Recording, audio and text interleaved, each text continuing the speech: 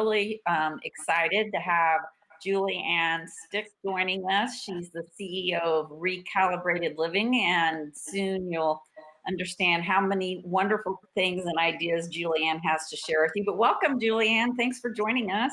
Since we're spending this time today, JuliAnn, talking about professional branding, why do you consider it the foundation of a successful business? Personal branding is crucial to the success of a business because it really is the representation or the reflection or the communication of the business owner and who they are as it is really reflected through all aspects of the business. So, what I mean by that is so often people start a business, they create a logo, they build a website, they do all of that, and they haven't done the foundational work as to what is the story or the personal purpose of that business owner, because that is a very succinct and unique key differentiator in the marketplace. And when that personal brand is developed throughout the foundation of all aspects of the brand experience, that is one of the things that makes it consistent and cohesive. And so that your team and your customers all recognize the values that you represent with your organization. Which, for those that have heard Susan and I talk about, we're always saying, what differentiates yourself? And there's a joke within the pet care industry that if you're doing daycare or boarding or training or grooming or whatever, like, people will say, what makes you different? And you're, generally speaking, people say, we take really good care of the dogs. And Susan and I are like, that is not what makes you different. That's the pay to play. If you're taking good care of the dogs, that's the bare minimum. And so we have tried to help people understand that they need really to be able to share their story, because your part of your story does make you very unique. And then what it is about what got you into this business sets you apart. And then how do you use that to actually differentiate yourself? So I think that's really what you're going to be bringing to the table today, which I think we're just really excited about it, because I feel like you might be able to explain it better than Susan and I typically do. So I love that. The interesting thing is that it's so often that business owners, when they're asked what makes you different, what makes you unique, and you're right, people will say, oh, we really care, or we do a good job, or whatever. And the truth is, anybody can say that.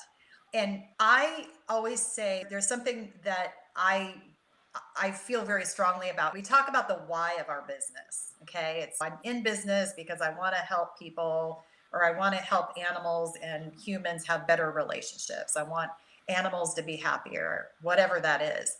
But there's something that I call the why of the why.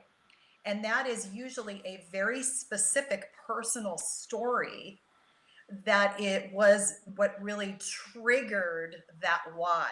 So, for instance, it could be someone, let's say someone is in the financial world, and their why is that they want people to be empowered around finances. But the why of their why is that their grandfather died and left the grandmother, and the grandmother didn't know anything about money, and somebody took advantage of her. That's the why of the why. So when we get down to the why of the why and able to really bring that out, that is what really makes someone stand out. And so often business owners, they want to hide behind the brand, but the truth is they are the brand. They represent the brand, what they value as in their personal life, not just their professional life, but in their personal life, can be exemplary in how it is that they show up for their customers and their team. That's really good. That was a jewel there, JuliAnn. Thank you. I like that, the why of the why. And I think that is what will touch people, that emotion behind why you're there. And people want to do business with people, not a company or a brand. So I was just going to have JuliAnn tell us the why of her why. Like, what brought you to where you are now, and what kind of got you into this whole personal branding arena. Right. Oh my gosh. Okay, we're gonna get like down and dirty then, because it's a kind of it's an intense one, but I talk about it in my books, so it's not like it's a big secret. I grew up, I was sexually abused as a child, and I hid, and I was afraid to be seen. And the part of me that I did let out was I wanted to be what you wanted me to be. If I was with you, then I was who I thought you wanted me to be. And if I was with you, I was who I thought you wanted me to be. And so I spent my life sort of being visible, but hiding behind being visible. And I was afraid to allow myself to be myself because it wasn't safe. When I was a kid, it wasn't safe. And so that created a lifelong journey for me in learning about myself, and really learning, because I had so many issues with confidence that I had to work really hard at really recognizing who I really was and what really mattered to me and what it was that I valued, because I became so good at being this chameleon.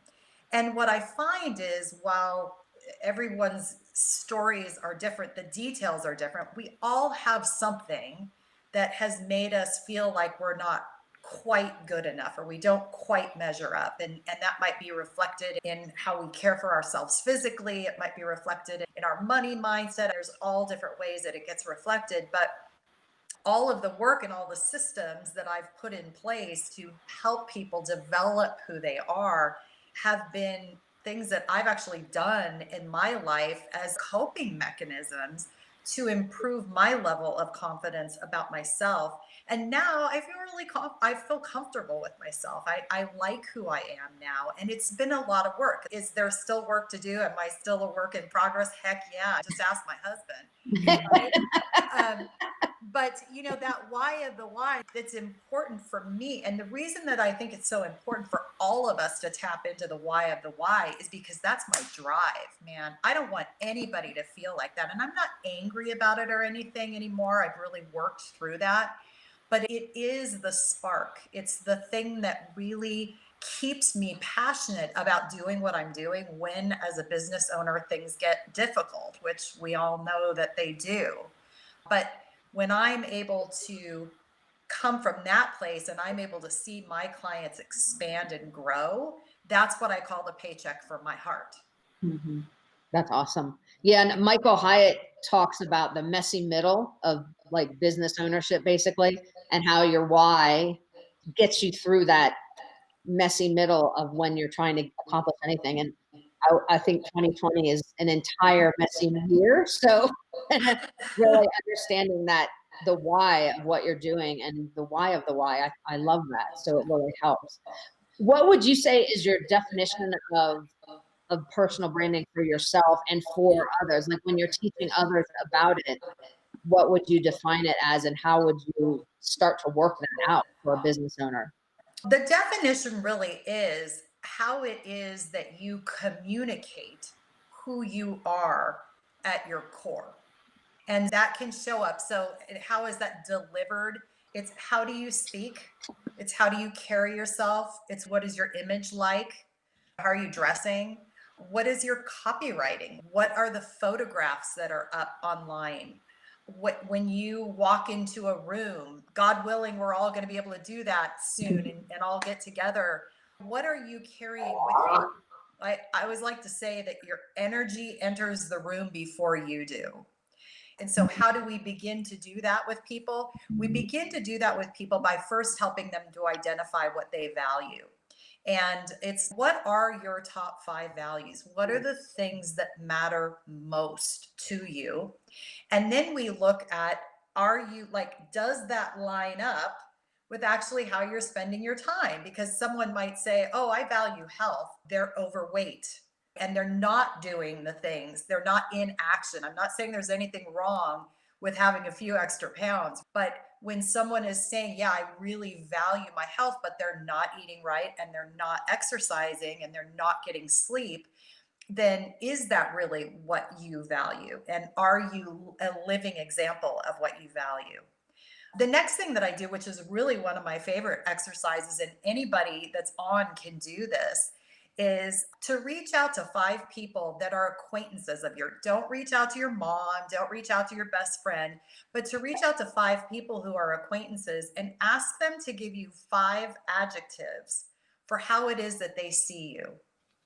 You might get devoted, you might get driven, and what ends up happening is you end up with these 25 adjectives, and then we start to look for where are we repeating, where are those common threads. And so I know for Robin, you have a really dry sense of humor, which I love about you. You're a little understated about how you communicate, but then when you come out with your thoughts, it's very well thought through, but you also have some fun, dry humor in the way that you communicate things. And so you might get those 5 adjectives and recognize that a lot of people are seeing me that way. And it's what we call a fascination. It's what makes you fascinating. Why is it that you're fascinating to other people? And then you're going to want to expand on the ones that are showing up over and over again. So those are some ways that people can begin to tap into who they are and what matters to them, and then to identify what is the why of the why. Because in essence, your personal brand and developing your personal brand is about getting to know yourself, and not what someone else, let's say somebody that's a personal brand expert, would come in and say, this is how you need to show up, this is how you need to do. No, it's who are you? Who are you comfortable being? Who are you inside? Because that's where you're really going to shine. And I love that, because the great thing about the pet industry is it is so unique. Everybody really has their own very unique twist on how they run their business. And we see that. But then I think what is hidden is why the owner runs it that way. Like Susan said, it's just hard. They don't ever hide behind beautiful brand that they've created, but they're missing that one piece, because there's really a reason behind why everybody sets up the way they set up. So tapping into that, I think, is really important. And I love that. And what I would love to just piggyback onto that is, it's literally when a business owner is ignoring their personal brand, they are missing out on their best marketing asset. Yep, awesome. And Karen actually said, don't let your competitor brand you, which I think is awesome, because I do think that's what ends up happening sometimes. So that's a great comment, Karen, on just making sure you don't let somebody else define what you're doing for yourself. Yeah, for sure. I know, JuliAnn, that you feel strongly that personal branding plays a role in creating confident leaders. Can you expand on that a little bit? Absolutely.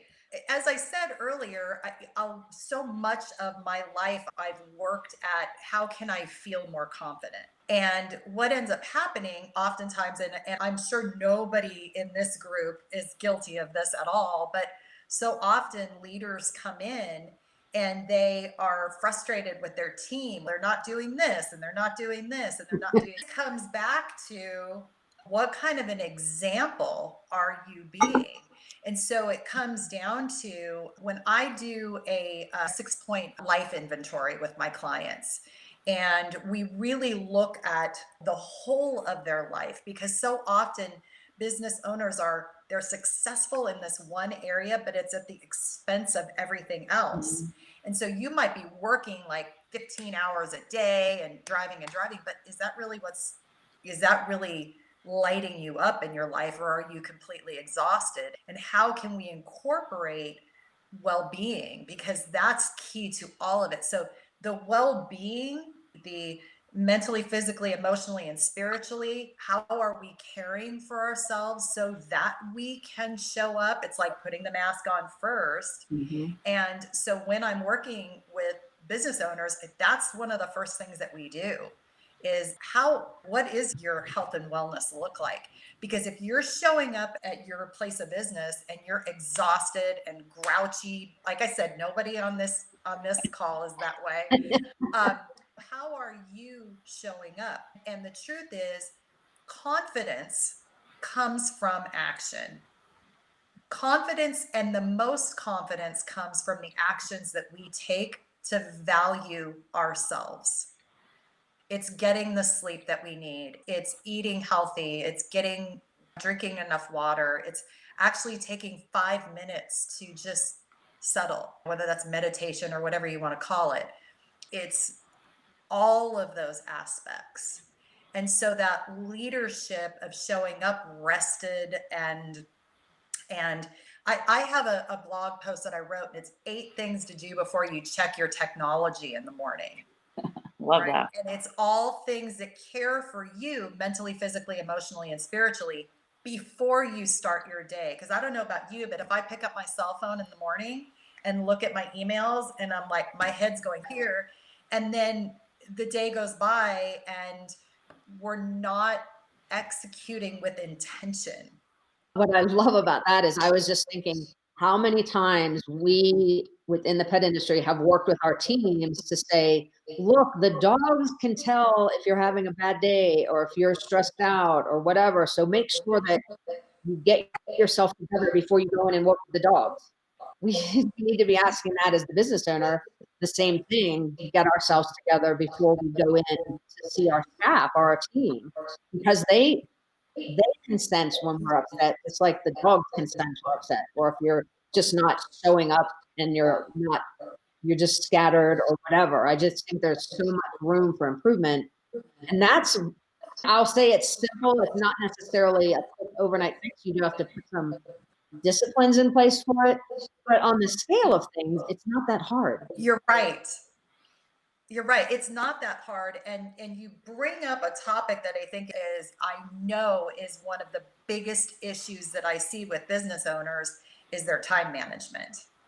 And so creating a schedule, like you being in charge of your calendar so that when you're showing up with intention, that you're giving yourself enough space in your day, that you're not over committing yourselves.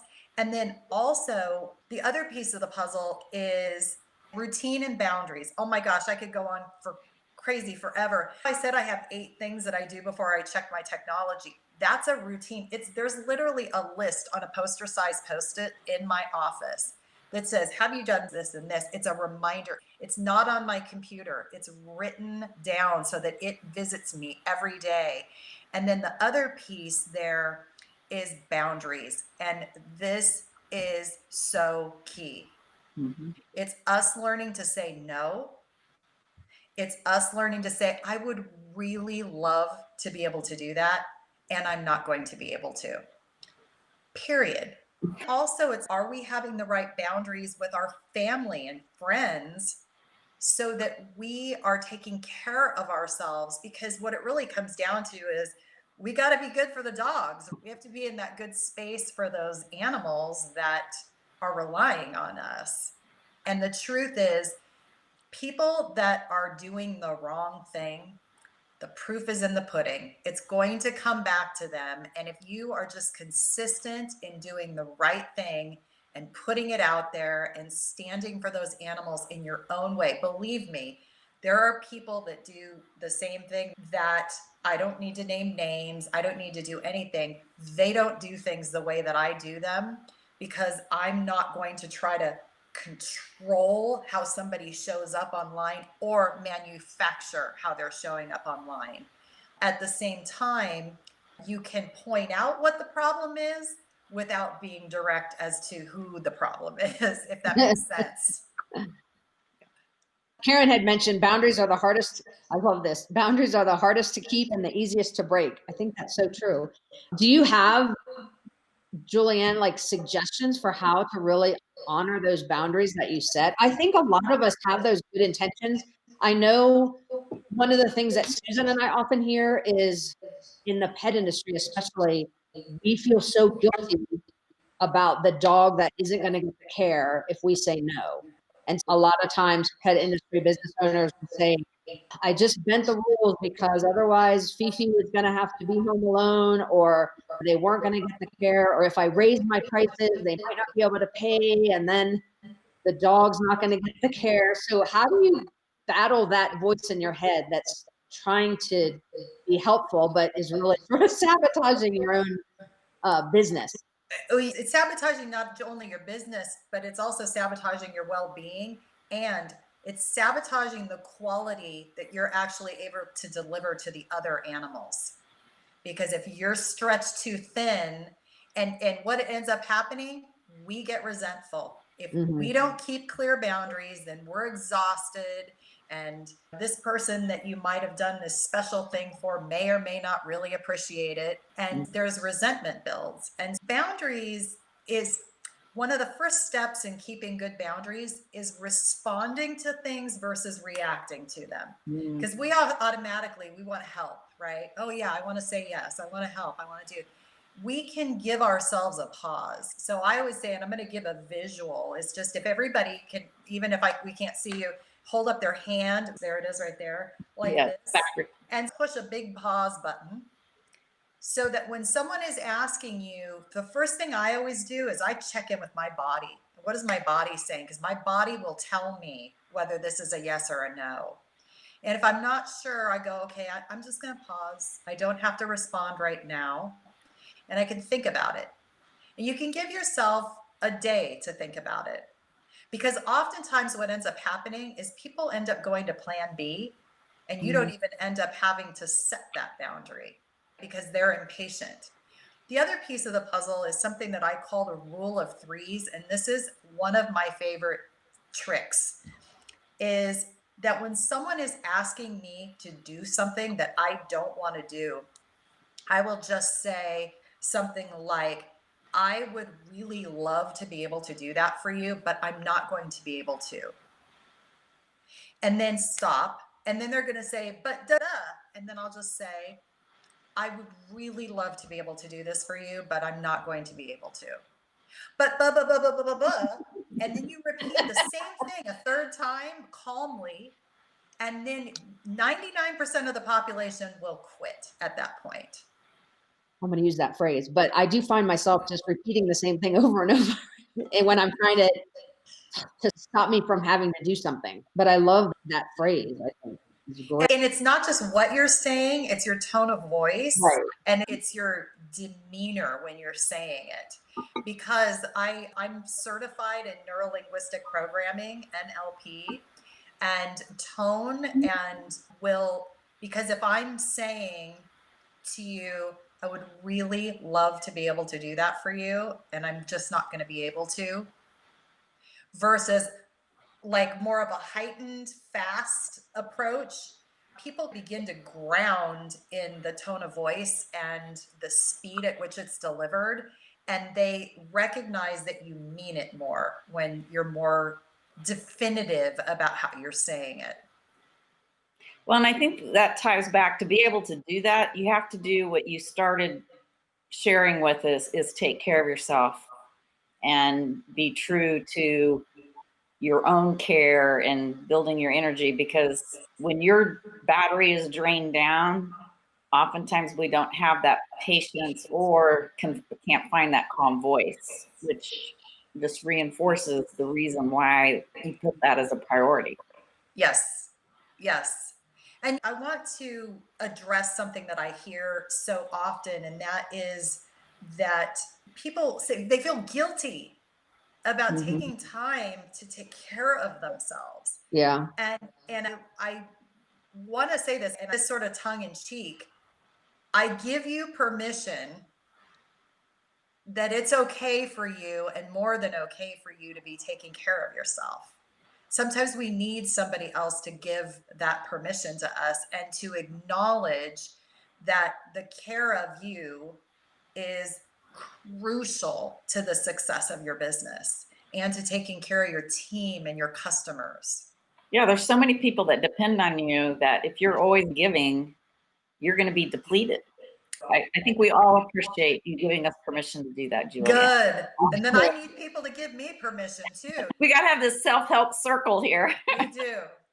Yeah, and I think Susan and I have an advantage because we do work together, so we can help to remind each other to take time off. And for those business owners where you don't have a business partner, or maybe you have a general manager and you can remind that person to remind you to take time off. But if you're by yourself, then call us at the Dog Gurus and we'll keep reminding you that you have that permission, because I do think that's what happens is a lot of times we're in our own bubble and we don't have somebody outside, which again is one of the reasons Susan and I are big proponents of coaching and getting accountability partners, and whatever that looks like for you, have somebody that maybe their only job is every week they go, what are you doing for self-care this week? To remind you Yes. it's important. Yes, exactly. And I think that we can use I want to go back to, we can use our calendars. I literally have a very specific way that I build out my calendar. And we talk about, yeah, you should put your workout in your calendar. Well, yes, you should. So for me, between 6 and 8 a.m., there is nothing but self-care in there for me. And then and the way that I time block allows me as a business owner that I'm done by 4 at the latest every day, because I'm really working that calendar and I'm allowing it to work for me rather than me working for it. And so if you're, to speak to your point, Robin, if they have someone, if they don't have a coach or they don't, have a business partner, that, someone that could sit down with them and really help them build out what that schedule looks like. And then the truth is that we have to keep the commitments that we make to ourselves. That was going to be my next thing, and then honor your calendar. Exactly. I think it's really making the calendar and then honoring that. And it's such a better way of managing your time as well. What are some ideas on how to express your why to your customers? The first thing, I would write out my story, okay? And write it out for yourself. Okay, write out that why for yourself. And you don't need to have the punctuation and the grammar unless you're that person. But it's just write it out. And for you, it might be like when I wrote my books, I recorded my books because I'm better to have someone ask me questions and then I record. But first, get it down on paper in whatever way that works for you. It's for yourself.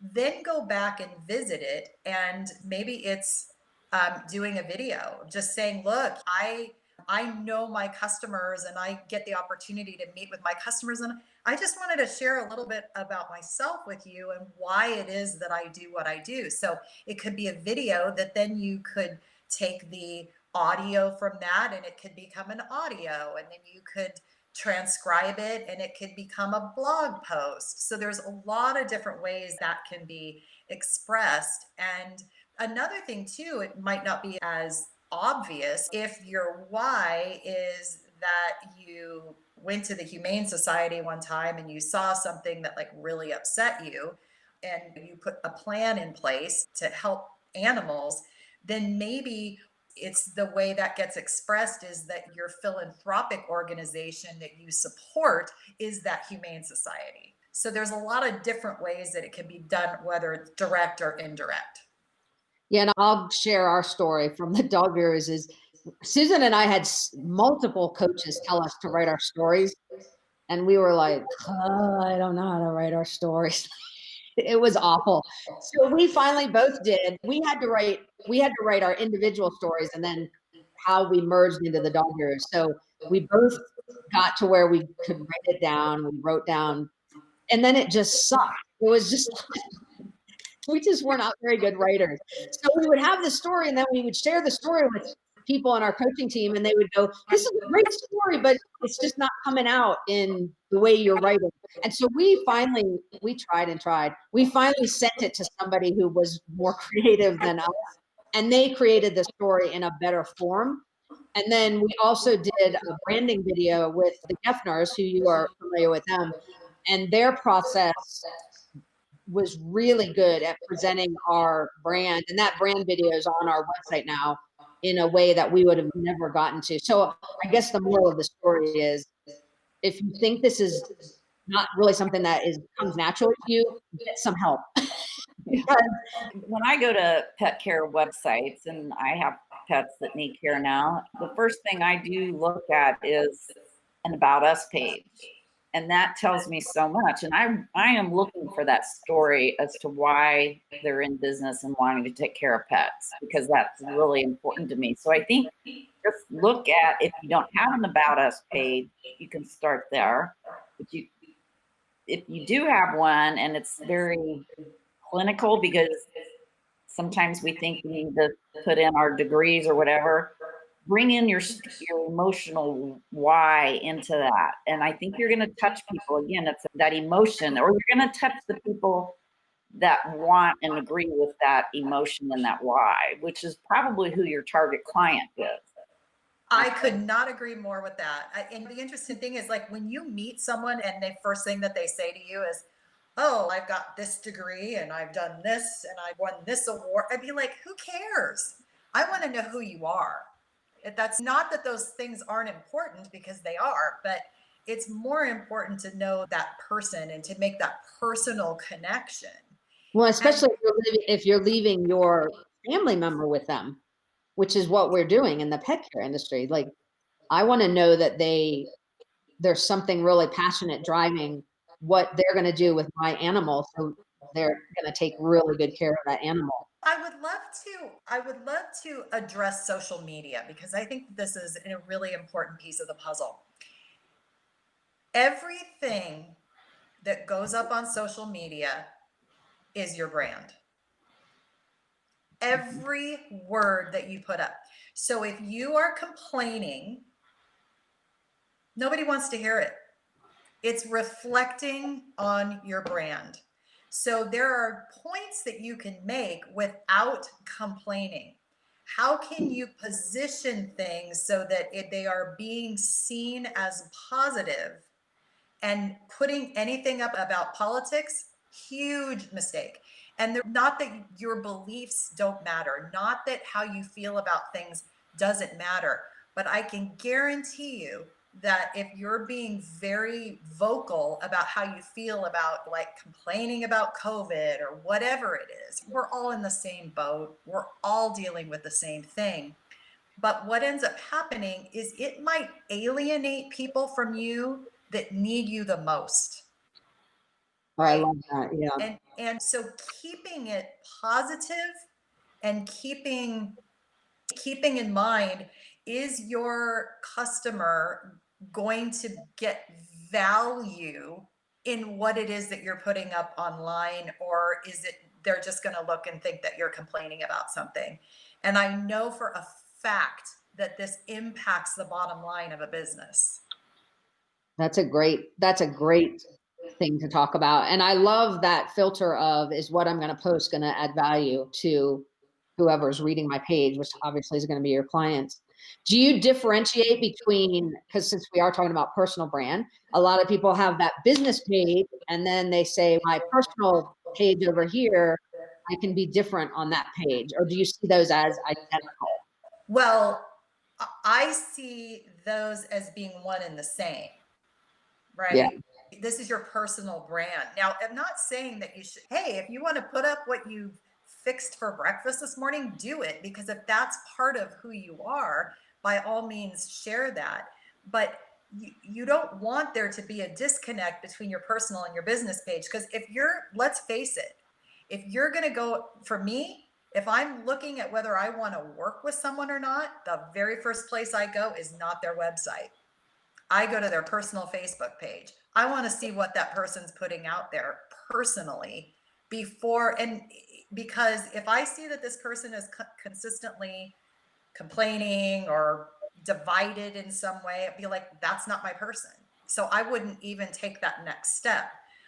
And then that being somebody, one person on your personal page versus one person on your business page, is if it's two different people, it's a disconnect, and it's really going to hamper that level of trust. So that consistency is key in building trust and credibility quickly.